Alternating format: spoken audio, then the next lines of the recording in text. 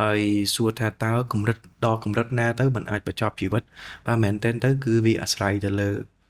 អ្នកទទួលដែរកត្តាមួយដែលជំរុញឲ្យយើងមានជំងឺធ្លាក់ទឹកចិត្តក៏ដោយសារតែជំងឺប្រចាំកាយយើងដែរថ្នាំងុយគេង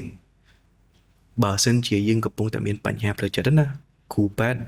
ចេញវិជ្ជាបញ្ជាមិនយើងចង់ទៅអ្នកគេអ្នកឲ្យយើងញ៉ាំគ្រូពេទ្យគាត់ចេញវិជ្ជាបញ្ជាឲ្យញ៉ាំទោះបីយើងញ៉ាំនៅក្នុងរយៈពេលរៀងវែងក៏ដោយមួយខែទៅ2ខែ3ខែក៏ដោយក៏យើងគួរតែតាមគ្រូពេទ្យដែរទឹកពិសា Bronet V Active បរិសុទ្ធស្រស់ស្រាយគ្រប់ពេល V Active មោទកភាពភេសជ្ជៈកីឡាដំបូងគេរបស់ប្រទេសកម្ពុជាបំពេញនិងរក្សាជាតិទឹកបានល្អហើយឆាប់រហ័ស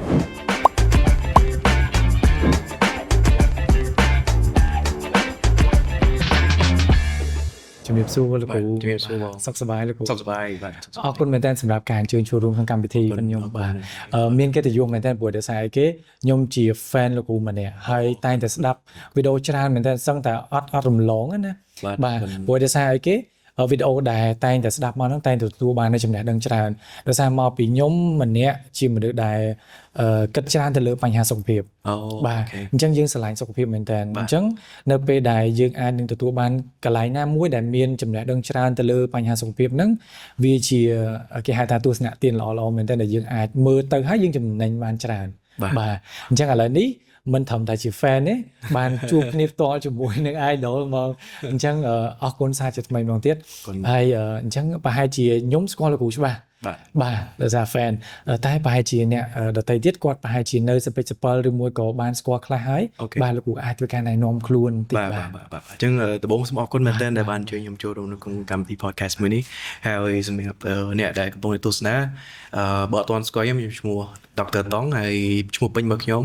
វិជ្ជានិតប៊ុនតងយីបាទហើយខ្ញុំគឺជាគ្រូពេទ្យជំនាញទូទៅទេប៉ុន្តែប្រធានបទថ្ងៃនេះអាចនឹងលើសពីជំនាញខ្ញុំបន្តិចប៉ុន្តែជាអ្វីដែលខ្ញុំដឹងខ្ញុំនឹងបង្ហាញជូនផងដែរហើយលើសពី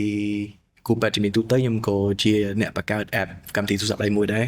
ឈ្មោះថា Meet Doctor ដែលកម្មវិធីនេះជួយរកគ្រូពេទ្យឯកទេសផ្សេងៗនៅក្នុងស្រុកខ្មែរឬក៏នៅក្រៅប្រទេសផងដែរបា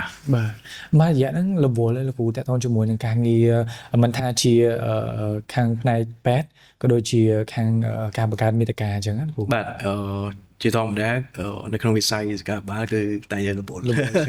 បាទរវល់ជាមួយនឹងភាពសុខស្មាញរបស់គេទៀតបាទភាពសុខស្មាញរបស់គេហើយយើងទៅដោះបញ្ហាអូខេមិនរវល់ធម្មតារវល់ជាមួយភាពសុខស្មាញរបស់គេបាទប៉ុន្តែចង់ដឹងមែនតើនៅពេលដែលលោកគ្រូនិយាយថាតាក់ទងជាមួយនឹងការងារពេទ្យរវល់មែនតើព្រោះតែត្រូវជួបអ្នកជំងឺច្រើនប៉ុន្តែអ្វីដែលសំខាន់គឺលោកគ្រូជាអ្នកបង្កើតមាតិកាទៀតតើយើងអាចបែងចែកយ៉ាងម៉េចនៅពេលដែលយើងធ្វើការផងជាមួយនឹងការបង្កើតមាតិកាផងប៉ះពាល់អីអត់ទេលោកគ្រូមែនតើទៅវាអាស្រ័យទៅលើការរៀបចំរបស់យើងដូចគ្នាបាទពីមុនធ្លាប់គិតដែរថាបើយើងធ្វើអាហ្នឹងរវល់ជាមួយនឹងការងារគោលរបស់យើងហើយទៅធ្វើបង្កើតមាតិកាយ៉ាងម៉េចកើតបាទអញ្ចឹងយើងក៏សិក្សាមើលទៅគឺមានក្បួនមានຂະຫນាតនៃការរៀបចំទាំងអស់ហ្នឹងបាទអញ្ចឹងឧទាហរណ៍ថាមាតិកាដែលខ្ញុំផលិតអីទាំងអស់ហ្នឹងយើងធ្វើពេលតនេទៅសៅរ៍អាទិត្យឬក៏មួយខែយើងអាចធ្វើម្ដងពីរដងហើយយើងថតឲ្យបានគួរសមយើងទៅបាទយើង publish វាទៅបាទហើយសម្រាប់ការងារគោលយើងនៅទៅជាការងារគោលហើយអ្វីដែលមិនមែនជាបញ្ហាដែលយើងអាចធ្វើទៅបានណាជាមួយនឹងការផលិតមាតិកាហ្នឹងយើងគ្រាន់តែយកអ្វីដែលយើងចេះដែលយើងអនុវត្តប្រចាំថ្ងៃហើយយកវាមកចែកអំដែកតាម social media បាទអញ្ចឹងវាអត់មានជាបញ្ហាអីចោតមកយើងហើយក៏មិនជាបន្ទុកជា stress អីដែរងាយស្រួលតែប៉ុន្តែនៅពេលដែលយើងចាប់ផ្ដើមចូលចិត្តវាយើងចាប់ផ្ដើមមានអារម្មណ៍ថាអ្វីគឺងាយស្រួលមែនតើបាទប៉ុន្តែនៅតែមានចម្ងល់បន្តិចទៀតទាក់ទងជាមួយនឹងការបង្កើតមាតិកាហេតុអីបានជាធ្វើឲ្យលោកគ្រូអានេះគេហៅថានៅពេលដែលយើងចេះច្រើនទៅការបែកគំនិតហ្នឹងមិនមែនជារឿងអាក្រក់ទេការបែកគំនិតទៅល្អប៉ុន្តែថាតើកត្តាអីដែលធ្វើឲ្យលោកគ្រូបែកគំនិតទៅជាអ្នកបង្កើតមាតិកាដែលយើងហៅបើសិនជាកាន់តែយូរទៅគេហៅថា influencer អញ្ចឹងណាលោកគ្រូបាទមែនតើទៅយើងក៏លេខទៅមើលជុំវិញខ្លួនហើយចាប់ផ្ដើមពីម៉ាក់ខ្ញុំមុនពុកម្ដាយខ្ញុំមុនបាទអូមពូមីងបន្ទាប់មកអ្នកជំងឺអូខេហើយមិត្តភក្តិសួរថានៅពេលដែលគាត់មានបញ្ហាសុខភាពមួយគាត់យល់បានត្រឹមត្រូវនៅបាទឧទាហរណ៍ថាប្រើប្រាស់ថ្នាំសះ គាត់ឲ្យទៅឈឺបំពង់កឈឺអីមួយដាក់ថ្នាំផ្សាអីដាក់ថ្នាំផ្សា បាទ បាទអានេះគឺសាមញ្ញទេប៉ុន្តែសួរថាទម្លាប់បែបហ្នឹងត្រឹមត្រូវអត់បាទអញ្ចឹងចាប់ដើមចេញពីឪពុកម្ដាយជុំវិញខ្លួនហ្នឹងអ៊ំពូមីងហើយអ្នកជំងឺឃើញថាការអនុវត្តការថែទាំខ្លួនរបស់គាត់វិជ្ជសាស្ត្រឬក៏ចំណេះដឹងទូទៅពាក់ព័ន្ធមួយសុខភាពគាត់ទទួលបានចំណេះដឹងមួយដែលមិនទាន់បានត្រឹមត្រូវ បាទ ពេញលេញ បាទ ដល់ពេលអញ្ចឹងទៅខ្ញុំគិតថាបើសិនជាទំនាក់ទំនងរវាងអ្នកជំងឺមួយគ្រូពេទ្យអត់ស៊ីសុខមួយគ្នាអញ្ចឹងច្បាស់យើងជាគ្រូពេទ្យពិបាកមែនទែនទៅព្យាបាលគាត់ឧទាហរណ៍ថាយើងប្រាប់គាត់ថាថ្នាំផ្សះទៅប្រើពេលរយៈពេល5ថ្ងៃទៅ7ថ្ងៃ បាទបាទ តែគាត់អត់ទេគេប្រើតែមួយថ្ងៃពីរថ្ងៃបាត់ឈឺជប់ប្រើទៅ អូ បាទនេះគឺជាភាពមិនចុះសម្រុងនឹងគ្នា បាទបាទបាទ គ្រូពេទ្យប្រាប់ឲ្យត្រូវបើតែគាត់ជឿអ្វីដែលមិនត្រឹមត្រូវ បាទ បាទអញ្ចឹងផលរំខានមែនតើគឺនៅអ្នកជំងឺទេមែនតើទៅអ្នកជំងឺគាត់អ្នកទទួលបានខ្លួនឯងនេះល្អឬក៏មិនល្អប៉ុន្តែពីច្រើនបើសិនជាគាត់ធ្វើខុសពីអ្វីដែលត្រឹមត្រូវអាចនឹងជះផលរំខានច្រើនមក បា គាត់ ទបាទ បាទអញ្ចឹងហើយយើងបង្កើតទាំងអស់ហ្នឹងដើម្បីអីគេជាទុននៃចំណេះដឹងជូនទៅគាត់ឲ្យវិចារណាមើលថាអានឹងត្រូវឬក៏ខុសហើយព័ត៌មានដែលយើងយកមកហ្នឹងសិតតែមានអំណះអំណាងឲ្យត្រឹមត្រូវច្បាស់លាស់ជូនគាត់ បាទបាទ អញ្ចឹងទៅគាត់ស្ដាប់ហើយគាត់ចេះហើយគាត់អាចយកទៅអនុវត្តបានទៀត បាទបាទតកតងជាមួយនឹងការគិតខុសពេលខ្លះយើងអាចនឹងនិយាយថាគឺជាការគិតខុសការទទួលបានព័ត៌មានខុសច្រើនមែនតើដែលអ្នកខ្លះគាត់ផ្ដោតទៅលើបណ្ដាញសង្គមច្រើនមានន័យថានៅពេលដែលយើងមើលទៅលើបណ្ដាញសង្គមយើងតែងតែឃើញព័ត៌មានមួយអញ្ចេះព័ត៌មានមួយទៀតចោះអញ្ចឹងពេលខ្លះទៅពិបាកមែនតើព័ត៌មានណាទទួលបានមុនគឺចាប់យកព័ត៌មានហ្នឹងមុនហើយហើយខ្ញុំអ្វីដែលខ្ញុំចាប់អារម្មណ៍មែនតើគឺការដែលយើងមើលទៅលើបណ្ដាញសង្គមច្រើនហ្នឹងហើយក៏ជាផ្នែកដែលធ្វើឲ្យយើងហ្នឹងចាប់ដើមមានគេហៅថាជំងឺបាក់ទឹកចិត្តឯណាច្រើនមែនតើឥឡូវហ្នឹងគឺអ្នកដែលមើលបណ្ដាញសង្គមហ្នឹងគឺងាយបាក់ទឹកចិត្តច្រើនមែនតើប្រធានបទដែលខ្ញុំចង់សាកសួរលោកគ្រូក្រៅពីអ្វីដែលបានសាកសួរលោកគ្រូមិញហ្នឹងតកតងជាមួយនឹងការកើនឡើងនៅក្នុងការបាក់ទឹកចិត្តហ្នឹងឯងដែលយើងនិយាយថាជំងឺ depression ធ្លាក់ទឹកចិត្តបាក់ទឹកចិត្តហ្នឹងអាហ្នឹងភាគច្រើនវាអាចនឹងមកពីកត្តាអីដែលចម្បងលោកគ្រូ មែនតើបើយើងគិតទៅលើជំងឺបាត់តែគេហៅថាជំងឺធ្លាក់ទឹកចិត្តបាទមែនតើជំងឺធ្លាក់ទឹកចិត្តជំងឺធ្លាក់ទឹកចិត្តជាទូទៅវាមានប្រភេទរបស់វាទៅទៀតអញ្ចឹងប្រភេទមួយនៃជំងឺធ្លាក់ទឹកចិត្តហ្នឹងយើងហៅវាថាជាភាសាអង់គ្លេសណាបាទ major depressive disorder បាទ អូខេហើយខ្ញុំនឹងនិយាយវាទៅរហូតទៅខ្ញុំហៅវាថាជំងឺធ្លាក់ទឹកចិត្តដែលមូលហេតុវាជាទូទៅហ្នឹងវាចេញពីរឿង3រឿងទី1ហ្នឹងគឺពាក់ព័ន្ធជាមួយនឹងកត្តាជីវសាស្ត្រពីកំណើតរបស់គាត់មក បាទកត្តាជីវសាស្ត្ររបស់គាត់បាទការលូតលាស់ឲ្យផ្សេងៗទាំងអស់ហ្នឹងកត្តាទី2គឺពាក់ព័ន្ធជាមួយនឹងចិត្តសាស្ត្រមិនជីវសាស្ត្រឥឡូវចិត្តសាស្ត្ររបស់គាត់មានថាទម្លាប់របស់គាត់របៀបម៉េចគាត់ថាគាត់មិនសូវចេះឲ្យតម្លៃខ្លួនឯងផ្សេងៗទាំងអស់ហ្នឹងណាបាទអញ្ចឹងអានឹងជាផ្នែកមួយកត្តាចិត្តសាស្ត្រដែលឆ្លុះបញ្ចាំងពីខ្លួនឯងហើយកត្តាទី3ហ្នឹងគឺពាក់ព័ន្ធជាមួយនឹងសង្គមហើយនៅបរិស្ថានជុំវិញខ្លួនសង្គមបរិស្ថានជុំវិញខ្លួនទាំងអីខ្លះមានតាំងពីលុយកាក់ការហ៊ានសូត្រការងារហើយជាមួយនឹងកត្តាផ្សេងៗទៀតដែលរួមផ្សំធ្វើឲ្យ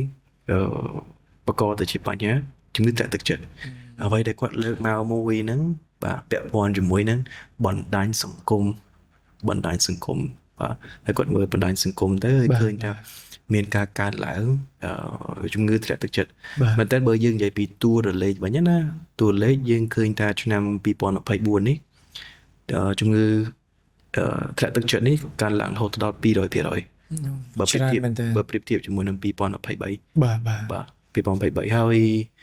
យើងឃើញថាតួលេខនេះឡើងខ្ញុំជឿជាក់ថាអាចនឹងច្រើនជាងនឹងទៀតពីព្រោះទី1យើងអត់មានទិន្នន័យគ្រប់គ្រាន់ដោយសារអីគេដោយសារតែគាត់បារម្ភពីការរើសអើងហើយជំងឺហ្នឹងមែនតើទៅមិនដូចឈាមពងកធម្មបានទៅពេទ្យបាទឬក៏បដាសាយធម្មបានទៅពេទ្យព្យាបាលដាក់ថ្នាំណាគឺជាជំងឺមួយដែលនៅក្នុងខ្លួនយើងបាទខ្លះយើងអត់ដឹងទេ អូខេ ហើយយើងមិនដឹងទៅហៅណាគេជួយទេពួកយើងមិនដឹងថាខ្លួនយើងជឿអីផងបាទឲ្យនិយមន័យវាអត់ទាន់ត្រឹមត្រូវ បាទ អញ្ចឹងមូលហេតុវាដូចខ្ញុំថាអញ្ចឹងវាមានកត្តាមែនតើគឺ3ហ្នឹងបើស្ដាប់ទៅពិបាកយល់បាទពិបាកយល់ប៉ុន្តែបើយើងនិយាយឲ្យសាមញ្ញ ពីកើតមកពេលដែលការលូតលាស់របស់គាត់ឪពុកម្ដាយដែលធ្លាប់មានជំងឺធ្លាក់ទឹកចិត្តពីមុនមកក៏អាចបង្កកត្តាប្រឈមឲ្យកូនហ្នឹងកើតជំងឺធ្លាក់ទឹកចិត្តដែរ អញ្ចឹងមានន័យថាជំងឺនឹងអាចឆ្លងបាន យើងហៅថាអត់ឆ្លងទេ អត់ឆ្លងទេ គ្រាន់តែជាកត្តាបង្កមួយ អូខេ បាទកត្តាយើងហៅប្រឈមទៅចុះ បាទបាទ ដែលងាយជាងអ្នកដទៃ អូខេ ដែលងាយជាងអ្នកដទៃមិនមែនជំងឺឆ្លងទេ បាទបាទ គ្រាន់តែថាយើងឃើញថាអ្នកដែលធ្លាប់ឪពុកម្ដាយមានជំងឺធ្លាក់ទឹកចិត្តហ្នឹងកូនក៏អាចប្រឈមនឹងមានជំងឺធ្លាក់ទឹកចិត្តហ្នឹងដែរ អូខេ ហើយបើគេប្រៀបធៀបកូនភ្លោះវិញណាកូនភ្លោះបើសិនជាឃើញថាកូនមួយគាត់មានជំងឺធ្លាក់ទឹកចិត្តម្នាក់ទៀតក៏អាចនឹងមានតែបើសិនជាឥឡូវគាត់អត់មានតែថ្ងៃមកព្រឹកគាត់នឹងងាយប្រឈមជាងអ្នកដទៃបាទអញ្ចឹងអាហ្នឹងគឺជាប្រភេទនៃ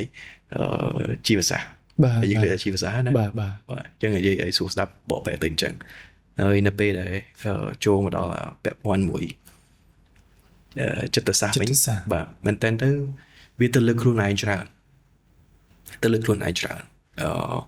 រឿងមួយដែលយើងឃើញថាវាកើតញឹកញាប់មែនតើគឺការឲ្យនិយមន័យនៃភាពជោគជ័យរបស់គាត់តាមរយៈបណ្ដាញសង្គមអញ្ចឹងនៅពេលដែលទំនើបពេកទៅបណ្ដាញសង្គមធម្មតាអ្វីដែលគេចង់បង្ហាញគឺភាពពេលខ្លះទៅអ្នកខ្លះបង្ហាញពីភាពហឺហាពីភាពជោគជ័យរបស់ប្រភេទឲ្យថ្មីនៅពេលដែលខ្លួនយើងអត់មានទេបាទខ្លួនយើងអត់បានមានលទ្ធភាពទៅរកទាំងអស់ហ្នឹងឯងហើយយើងយកបណ្ដាញសង្គមហ្នឹងមកប្រៀបធៀបខ្លួនយើង បាទបាទ មកប្រៀបធៀបខ្លួនយើងថាតើទាំងអស់ហ្នឹងវាសមមួយយើងអត់ហើយយើងខំមកធ្វើមិនឲ្យបានទាំងអស់ហ្នឹងខំមកធ្វើមិនឲ្យបានទាំងអស់ហ្នឹងហើយយើងអត់បានរស់នៅជាមួយនឹងបច្ចុប្បន្នភាពរបស់យើងអញ្ចឹងធ្វើឲ្យកម្រិតនៃ stress របស់យើងហត់តែឡើងទៅរហូតតតែ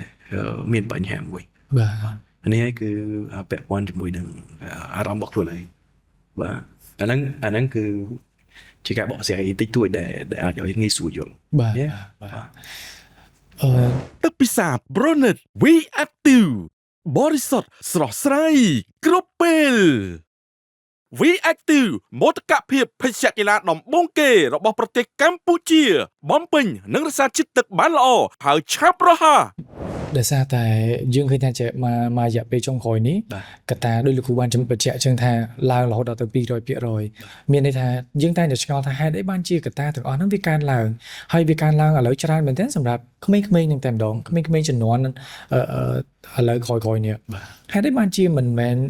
កត្តាហ្នឹងកើតឡើងនៅក្នុងមនុស្សជំនាន់ចាស់ៗឥឡូវខ្ញុំ reflect ត្រឡប់ទៅវិញឆ្លុះបញ្ចាំងត្រឡប់ទៅវិញដែលខ្ញុំតែងតែលឺសូព្រោះដោយសារអីគេពួកយើងសិតតែជាអ្នកចំនួន8ជាង9អីចឹងទៅអញ្ចឹងអាសាលីសូមែនតើដែលឪពុកម្ដាយចាស់ៗគាត់តែងតែលើកឡើងថាស្អីបន្តិចក៏បាក់ទឹកចិត្តស្អីក៏បន្តិចក៏បាក់ទឹកចិត្តបើសិនជាអញនៅចំនួនពួកហែងចេះអញបាក់ទឹកចិត្តឬមួយក៏មិនចេះអញប្រហែលជាចិញ្ចឹមក្បាលពួកហែងអត់រស់ទេអានេះសុំទោសអាចនឹងរៀងស្ដាប់នៅតែគាត់ស្ដាប់បន្តិចប៉ុន្តែវាជារឿងរ៉ាវដែលជាក់ស្ដែងតែម្ដងដែលឪពុកម្ដាយមួយចំនួនគាត់តែងតែលើកឡើងអញ្ចឹងហើយបើសិនជាយើងស្ដាប់មើលទៅវាពិតជាអញ្ចឹងមែនប៉ុន្តែបើសិនជាយើងនឹកឃើញគិតអំពីបច្ចុប្បន្នកាលផងយើងនេះវាទៅជាមានការប្រែប្រួលខុសគ្នាប៉ុន្តែអញ្ចឹងហើយបានជាការដែលមានលោកគ្រូអញ្ជើញចូលរួមហ្នឹងគឺពិសេសមែនតើដោយសារពួកខ្ញុំក៏ចង់ដឹងមែនតើហើយអត់ទាន់បានឆ្លើយចម្លើយហ្នឹងគឺអត់ទាន់បានច្បាស់លាស់ទេ អូខេ ថាហេតុអីបានជាគាត់អាចនិយាយអញ្ចឹងហេតុអីបានជាយើងឥឡូវហ្នឹងវាងាយបាក់ទឹកចិត្តមែន អូខេ បាទ អូខេមែនតើទៅបើយើងក៏លេចទៅមើលតនន័យជាក់ស្ដែងសម្រាប់ខ្មែរយើង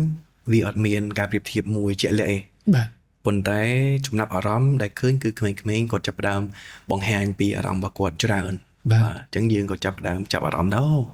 មានច្រើនអញ្ចឹងតែប៉ុន្តែបើសួរតនន័យជាក់លាក់គឺពិតជាអត់ទាន់មានមែនតែបើយើងក៏លេចទៅមើលWHO អង្គការសុខភាពពិភពលោកវិញរឿងជំងឺធ្លាក់ទឹកចិត្តមួយនេះយើងឃើញថាកើតច្រើនមែនតើច្រើនជាងគេនៅក្នុងចន្លោះពីអាយុ15ទៅ29 15ទៅ29អញ្ចឹងអាចនឹងក្មេងដែររហូតដល់វ័យជំទង់មួយដែរ បាទ ច្រើនតែដល់ឡែកវាមិនមែនកើតទៅលើតែវ័យប៉ុណ្្នឹងទេវ័យក្មេងក៏មានវ័យចាស់ក៏មានគាត់ណាឃើញតែច្រើន សំណួរសួរថាតើហេតុអីទៅក្មេងនៅស្រុកខ្មែរយើងចាប់ផ្ដើមមានជំងឺធ្លាក់ទឹកចិត្តហ្នឹងច្រើនម្ល៉េះបើសិនជាទោះបីជាអត់មានតន្ត្រីប្រៀបធៀបក៏ដោយក៏យើងក៏លេចទៅមើលចាស់ៗតែងតែនិយាយដូចគាត់ថាអញ្ចឹងបើសិនជាអត់បើសិនជាគាត់ដូចយើងហ្នឹងមិនដឹងថារស់មិនទេបាទគាត់ឆ្លងដល់ពលពតដល់បាទចិញ្ចឹមកូនរស់ទេចាំកូនអត់រស់ទេ stress ងាប់បាត់ហើយគាត់បាទអញ្ចឹងចំណុចហ្នឹងគឺសំខាន់បើគាត់ឆ្លងនឹងពលពតណាគឺត្រឡប់មុនពលពតបើយើងគិតទៅលើចំនួនវិញចំនួនមុនពលពតក្រោយពលពតហើយចំនួនថ្មីរបស់យើងមួយទៀតបាទអញ្ចឹងមុនពលពតមានន័យថាសិតតែខ្មែរយើងគឺជឿនលឿនណាស់រីកចម្រើនមែនទេរីកចម្រើនមែនទេសិតតែអ្នកចេះដឹងសម្បូរមែនទេបាទហើយពេលក្រោយមកកំឡុងពេលពលពតគាត់ជួបបញ្ហាមួយបញ្ហាមួយដែលធ្វើឲ្យstress អីផ្សេងៗទាំងអស់ហ្នឹងកើតឡើងលើគាត់ខ្លាំងមែនទេតោះមកអ្នកដែលជំនាន់កើតនៅពលពតហ្នឹងទៀតឡើងមកពេលហ្នឹងគឺអត់មានអីទាំងអស់បាទអញ្ចឹងបើសិនជាពូមីងដែលកើតនៅក្នុងជំនាន់ពលពតហ្នឹងប្រហែលជាមានអត្តចរិតមួយផ្សេងមុនពលពតអត្តចរិតមួយផ្សេងកំឡុងពេលពលពតអត្តចរិតមួយផ្សេងក្រោយពលពតមកប្រហែលជា10-20ឆ្នាំក្រោយមកអត្តចរិតមួយផ្សេងទៀតហើយជំនាន់2000ជាងនេះអត្តចរិតមួយផ្សេងទៀតបាទដល់ពេលយើងក៏លេខទៅមើលជំនាន់ពលពតវិញអញ្ចឹងពលពត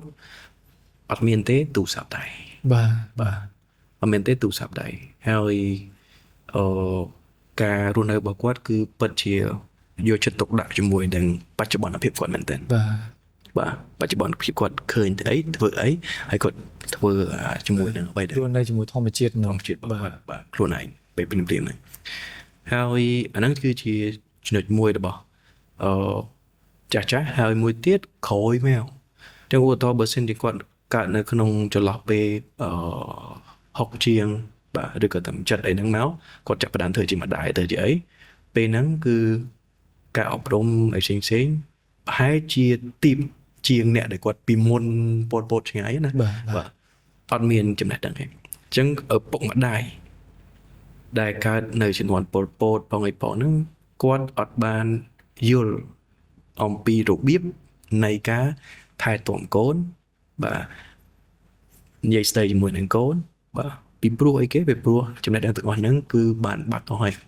ពីមុនមកពលពតបំផ្លាញហើយគាត់មាន stress ចឹងមកដល់ចំណុចមួយហ្នឹងធ្វើឲ្យបញ្ហារបស់គាត់ដែលគាត់ឆ្លងមកគាត់ឆ្លងផុតហើយគាត់រស់បានស្រួលហើយគាត់នៅមួយបច្ចុប្បន្នភាពចឹងខ្លួនគាត់ប្រហែលជាមិនមានជាបញ្ហាអីច្រើនទេដល់ពេលហើយចំណេះដឹងគាត់អត់មានហើយនៅពេលដែលគាត់ចិញ្ចឹមកូនមកយើងឃើញថាកូនចំនួនអាចថាចាប់ពីកើឡើងចុះចាប់ពីកើឡើងអាចខ្ទង់30ហើយបាទ30ជាងតិចតួចបាទ2000ហ្នឹងក្មេងៗអាច10ជាងអី20ជាងជាងទៅ2005ហ្នឹងបាទចាប់តាម10ជាងក្មេងនៅជំនាន់ថ្មីនេះគឺគាត់ផ្សេងហើយតម្រូវការគាត់ក៏ផ្សេងដែរបាទអញ្ចឹងបើកលេចមើលឪពុកម្ដាយគាត់រស់នៅជាមួយនឹងបច្ចុប្បន្នភាពពីមុនមកគាត់អត់ខ្វល់ច្រើនទេប៉ុន្តែក្មេងជំនាន់ក្រោយគាត់រស់នៅរបៀបផ្សេងតម្រូវការគាត់ផ្សេងគាត់ឃើញជាមួយនឹង social media ដែលខុសពីស្ថានភាពរបស់គាត់ឧទាហរណ៍ថាឥឡូវស្រុកខ្មែរយើងកំពុងតែអភិវឌ្ឍទៅ AI ទៅអីតែគាត់មើលទៅដល់សហរដ្ឋអាមេរិកគេធ្វើ AI គេធ្វើអីគាត់ស្ដាយទៅដល់ហ្នឹងបាត់ហើយគាត់ចង់បានអញ្ចឹងតែបានមិនបើយើងកំពុងតែអភិវឌ្ឍទៅបន្តិចម្ដងហើយពេលអញ្ចឹងទៅកម្រិតនៃចង់បាន stress របស់គាត់គឺខុសគ្នាពីហ្នឹងគឺខុសគ្នាមែនតើបាទហើយលើសពីហ្នឹងទៅទៀតគឺទំនាក់ទំនងនិយាយស្ដីបាទនិយាយស្ដីគឺសំខាន់មែនតើអញ្ចឹងឪពុកម្ដាយដូចខ្ញុំបញ្ជាក់ទៀតកំឡុងពេលពលពតគឺការសិក្សាវាចាប់ផ្ដើមចុះថយអញ្ចឹងទំនាក់ទំនងការនិយាយស្ដីមិនសូវជាព្រោះស្ដាប់បាទមិនសូវជាព្រោះស្ដាប់ទេ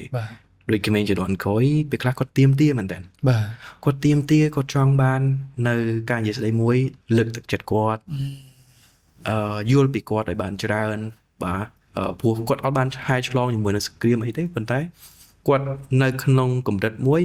ដែល stress ផ្សេង stress មួយ stress សម្រាប់ឪពុកម្ដាយ stress សម្រាប់រលុយចិញ្ចឹមកូនប៉ុន្តែ stress របស់គាត់នេះគឺ stress ជាមួយនឹងការសិក្សាការងាររបស់គាត់អញ្ចឹង មែនតើទៅពេលខ្លះតម្រូវការសិក្សាហើយមួយតម្រូវការងាររបស់ក្មេងៗជំនាន់ក្រោយហ្នឹងក៏ជាសម្ពាធមួយដែរទៅក្មេងជំនាន់ក្រោយដែលគាត់គិតថាវាដូចជាសង្គ្រាមមួយសម្រាប់គាត់ បាទ តែគាត់ត្រូវឧទាហរណ៍ចូលវ័យរៀនគាត់រៀនអត់ចេះអញ្ចឹងបើគាត់រៀនអត់ចេះគាត់ឃើញគេចេះអារម្មណ៍មួយតូចចិត្ត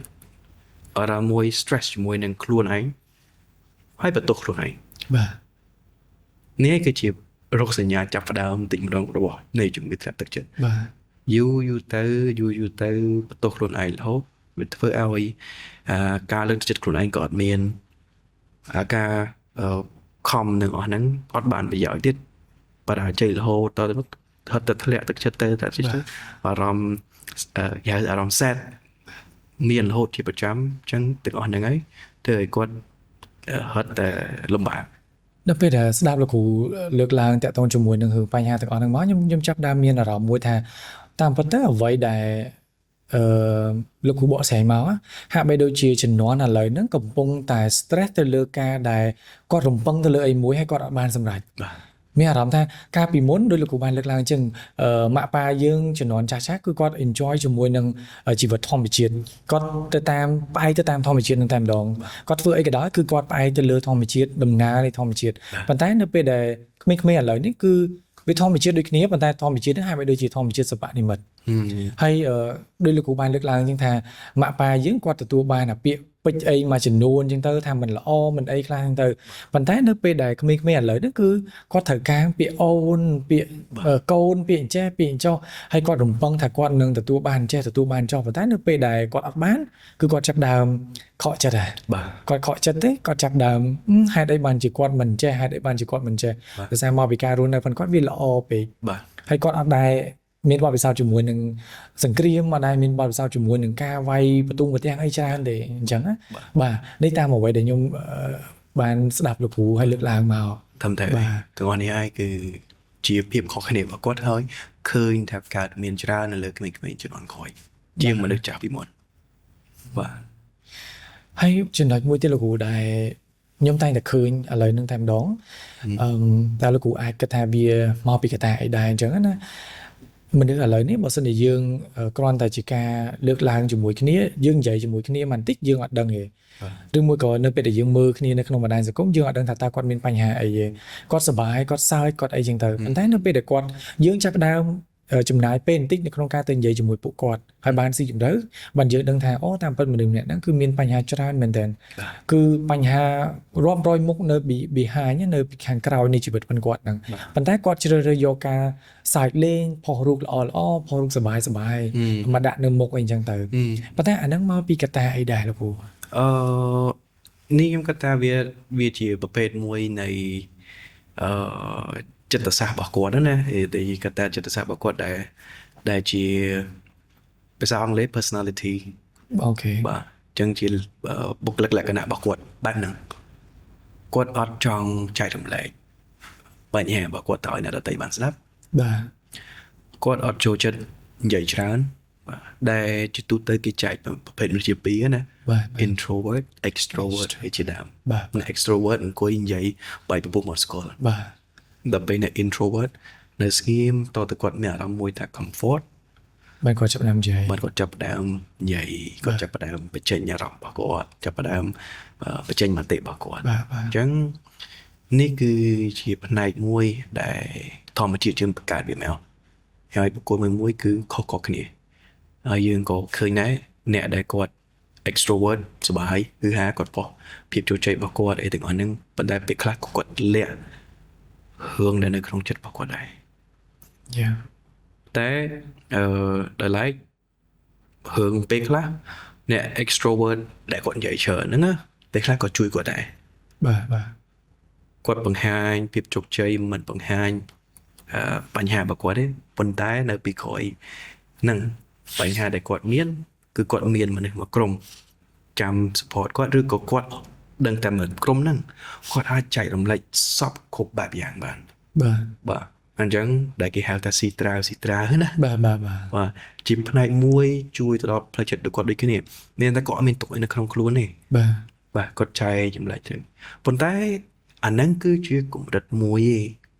มันបានជួយគាត់ទេគាត់គ្រាន់តែបង្ហាញអារម្មណ៍ប៉ុន្តែអត់ទាន់ជួយគាត់បានទេ បាទ លក្ខខណ្ឌមួយបើសិនជាគាត់ពិតជាមានបញ្ហាផ្លូវចិត្តរបស់គាត់អញ្ចឹងតម្រងនេះវាល្អសម្រាប់គាត់មួយឯងប៉ុន្តែគាត់ត្រូវរកអ្នកជំនាញមួយ បាទ ស្ដាប់គាត់ហើយឲ្យយោបល់ជួយគាត់ដើរផ្លូវមួយដែលត្រូវទៀតអញ្ចឹងកន្លែងហ្នឹងគឺខុសគ្នាតែបន្តិចឯងមួយគាត់បង្ហាញអារម្មណ៍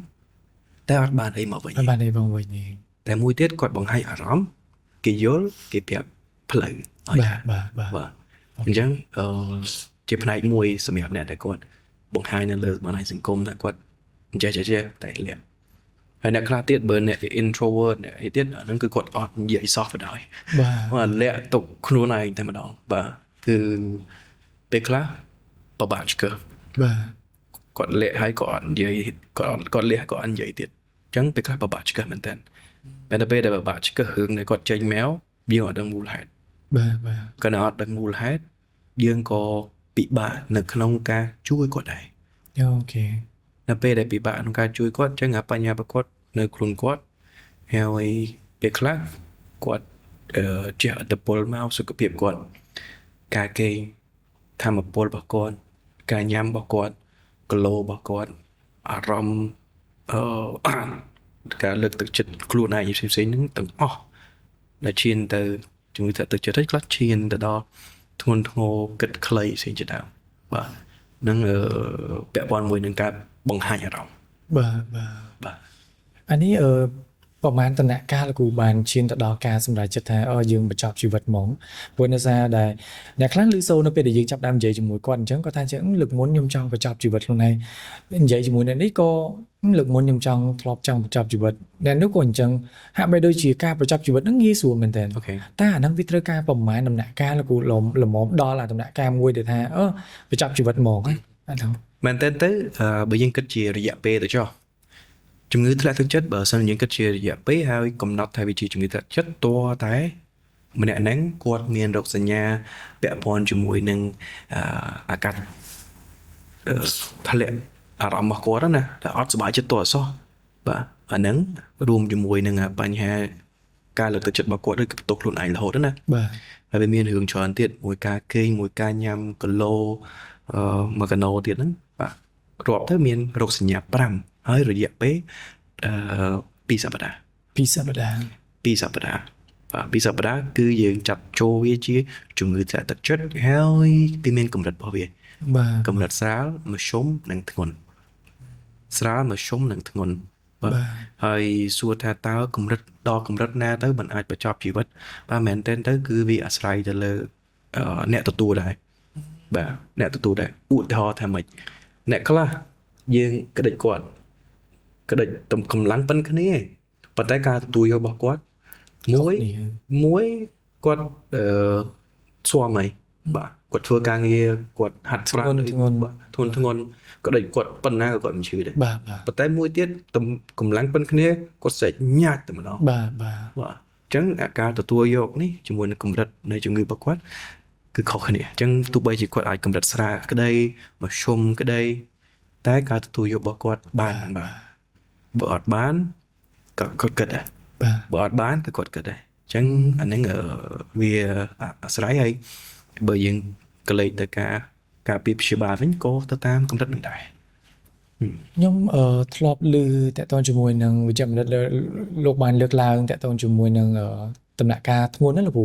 ប្រហែលជាយើងបានដឹងថាខ្ញុំតែងតែនឹកគិតថាចេះតើមនុស្សឈួតតែគាត់ឈួតទៅហ្នឹងណាដោយសារមកពីគាត់មានបញ្ហាសុខភាពផ្លូវចិត្តដែរឬមួយក៏យ៉ាងម៉េចហើយចុះអ្នកដែលគាត់ឈួតនឹងជាមួយនឹងអ្នកដែលគាត់នៅល្អជាទេប៉ុន្តែគាត់បែរជាបញ្ចប់ជីវិតនឹងតើពីរហ្នឹងមួយណាខ្លាំងជាង ព្រោះដោយសារមើលទៅថាអ្នកនេះល្អទេប៉ុន្តែអាចនឹងបញ្ចប់ជីវិតបាត់ប៉ុន្តែអ្នកខ្លះទៀតទៅជាឈួតបាត់ហើយហ្នឹងតែមួយណាវាធ្ងន់ធ្ងរជាងលោកគ្រូ អូខេបាទបើយើងប្រៀបធៀបឈួតហើយជាមួយនឹងជំងឺធ្លាក់ទឹកចិត្តបាទមែនតើទៅឈួតហ្នឹងក្នុងន័យអីទៅឈួតបើពាក្យបច្ចេកទេសមែនតើគឺ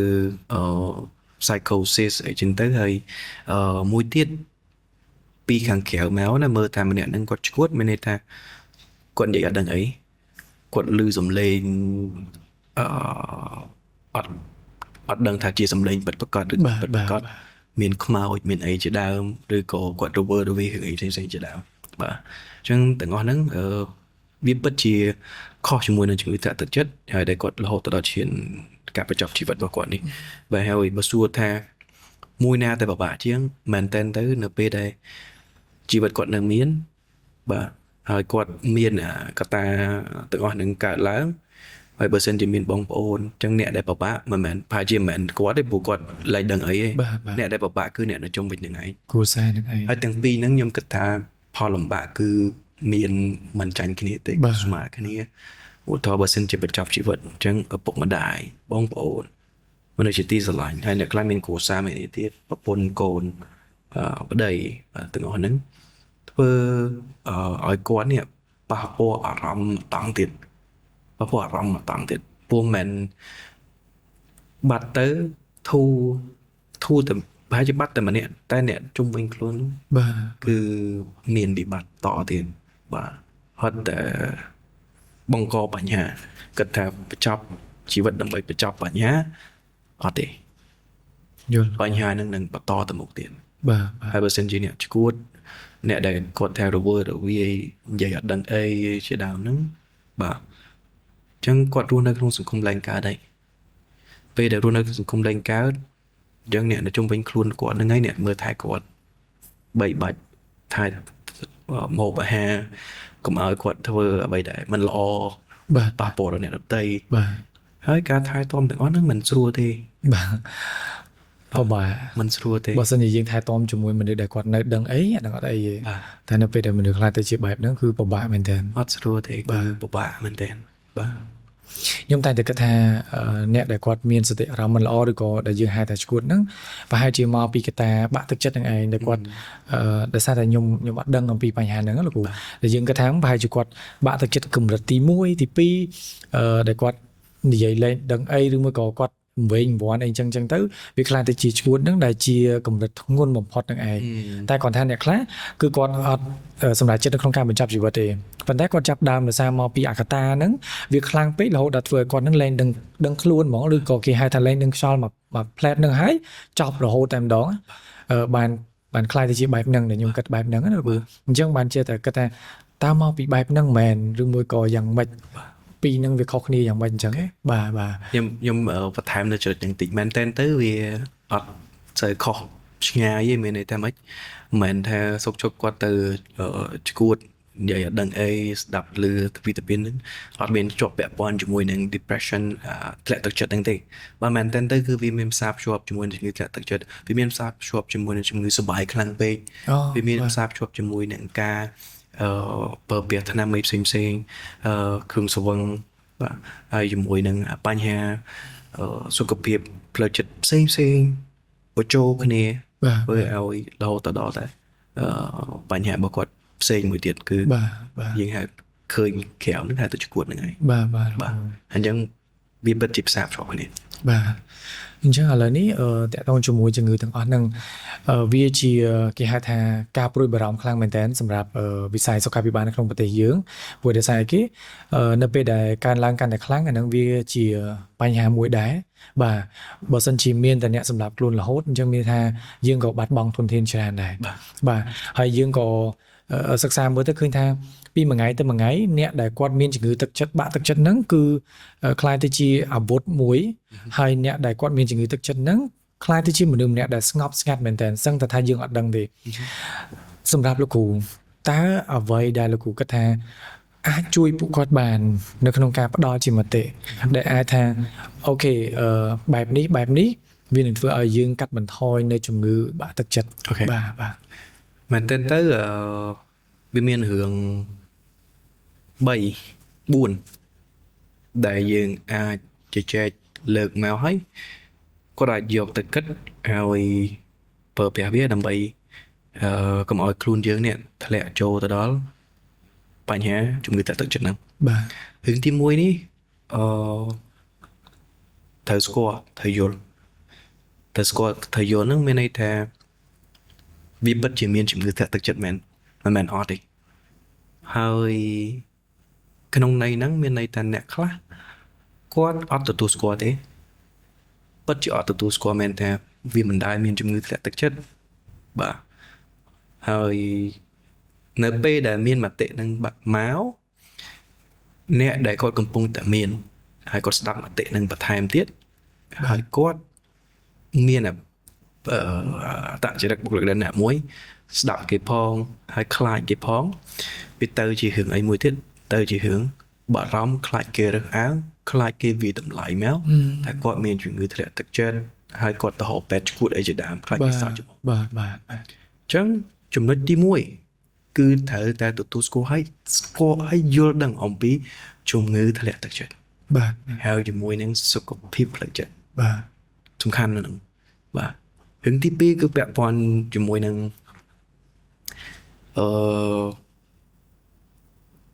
ការស្ដាប់នៅបទពិសោធន៍បរាជ័យ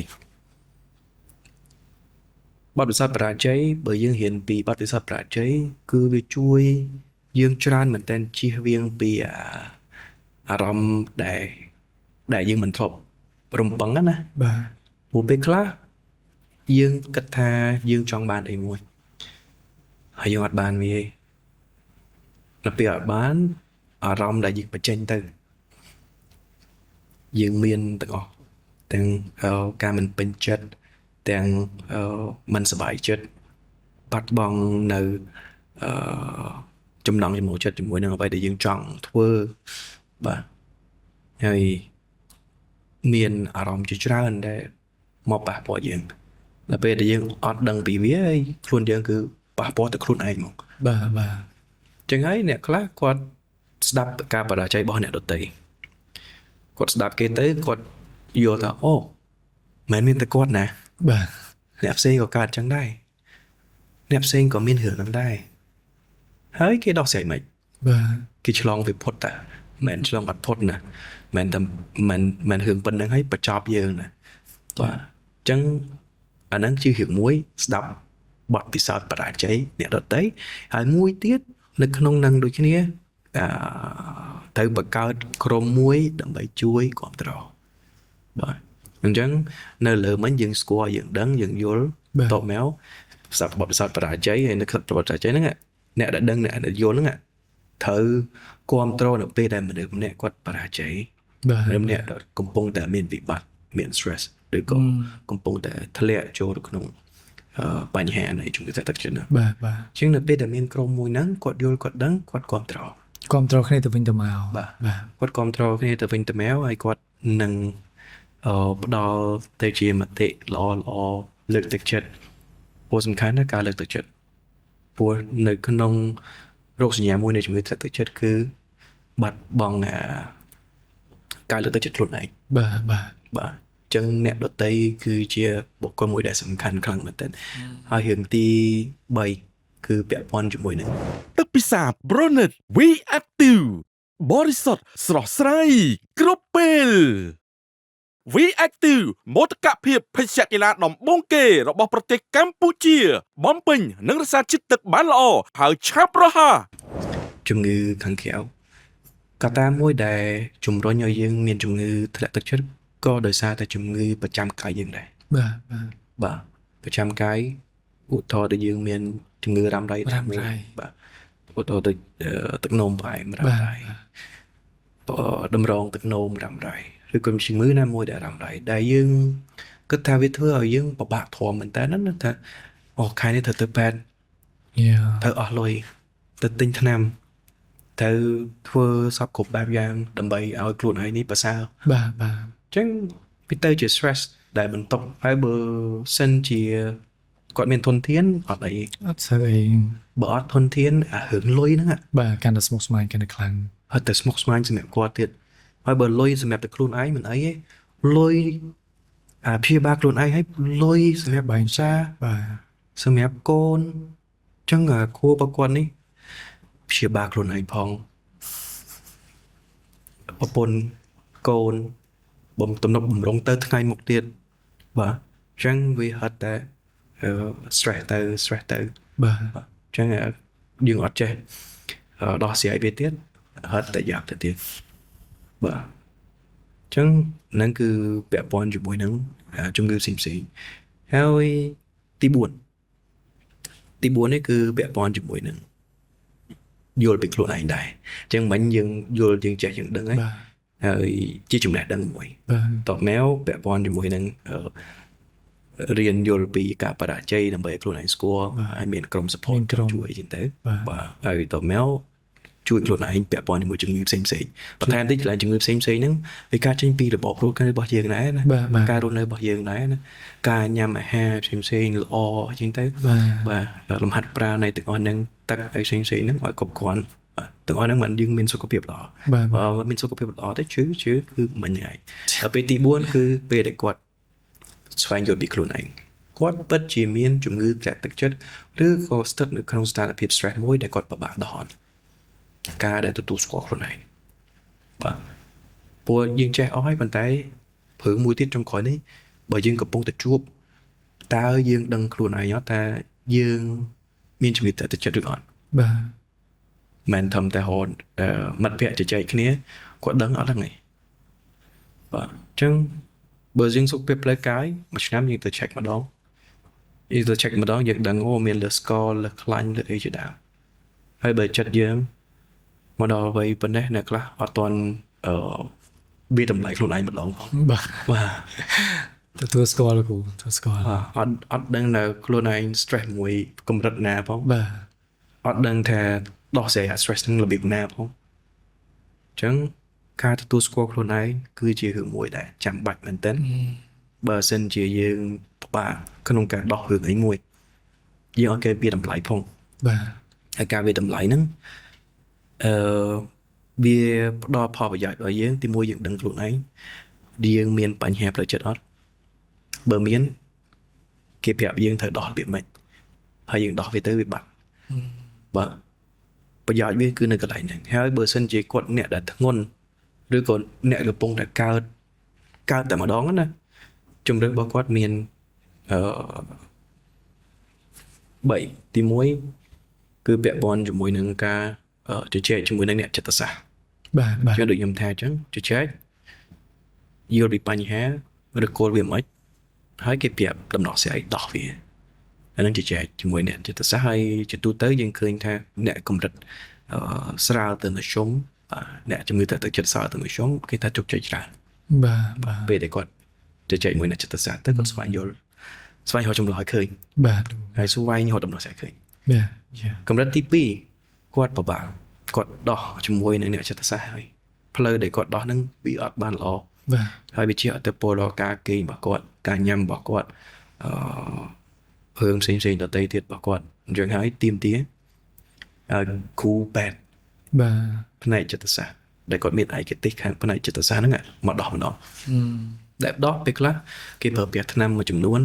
ដើម្បីផ្លាស់ប្ដូរអរម៉ូនរបស់គាត់ បាទ បន្ថែមអរម៉ូនរបស់គាត់បាទឬក៏បញ្ឈប់អរម៉ូនរបស់គាត់បាទដើម្បីជួយឲ្យគាត់នេះ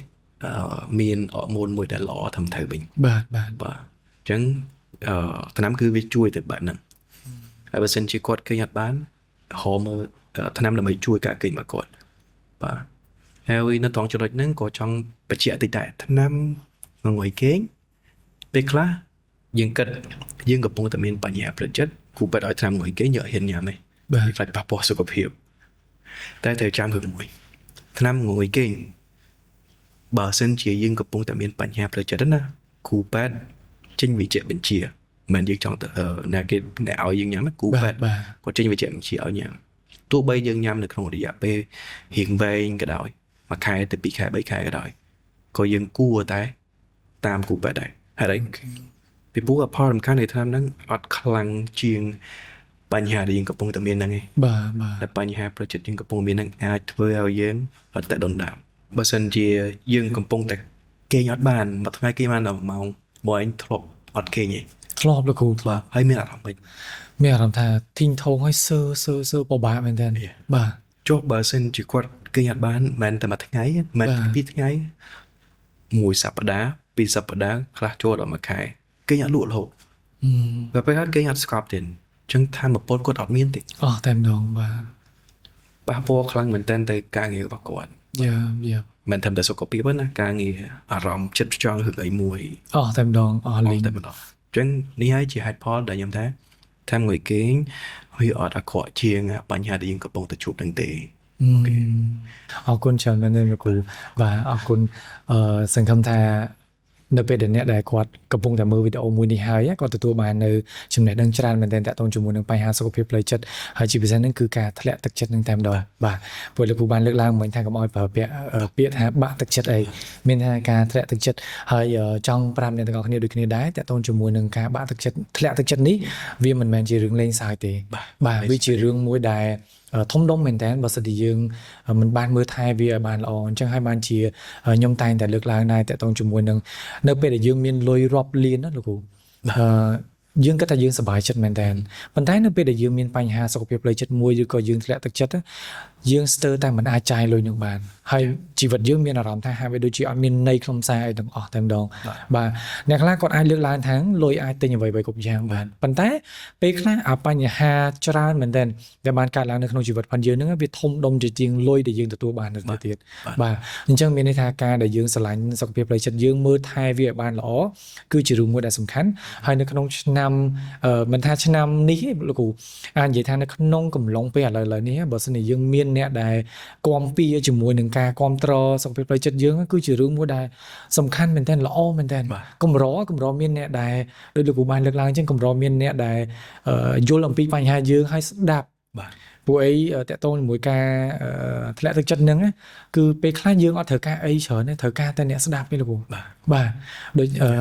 ខ្ញុំជឿថាប្រហែលជាលោកគ្រូទទួលបានសារច្រើនពីបញ្ហាមិនថាបញ្ហាបាក់ទឹកចិត្តធ្លាក់ទឹកចិត្តទេមិនថាបញ្ហាផ្សេងទេប៉ុន្តែមានលោកគ្រូនៅក្នុងការស្ដាប់ហ្នឹងគឺជារឿងមួយដែលល្អមែនតើបាទដូចជាខ្ញុំតែងតែស្ដាប់នៅអ្វីដែល fan ដែលគាត់តែងតែប្រាប់មកអញ្ចឹងបាទអញ្ចឹងសារជាថ្មីម្ដងទៀតអរគុណមែនតើអរគុណលោកគ្រូមែនតើសម្រាប់ការអញ្ជើញចូលរួមហើយការផ្ដល់កិត្តិយសនៅក្នុងការបកស្រាយជាមួយនឹងបញ្ហាសុខភាពផ្លូវចិត្តឥឡូវនេះពីការសន្ទនាចេញពីចិត្តផងយើងក៏បានមកដល់ទីបញ្ចប់ដែរហើយអរគុណមែនតើសម្រាប់ការតាមដានហ្នឹងហើយអរគុណសារជាថ្មីម្ដងទៀតលោកគ្រូអរគុណច្រើនបាទវិទ្យាកីឡាបំពេញចិត្តទឹក We Active ល្អបំផុតសម្រាប់លោកគ្នាពិសេសអ្នកលេងកីឡាផលិតផលខ្មែរ 100% ផលិតដោយក្រុមហ៊ុន Waternet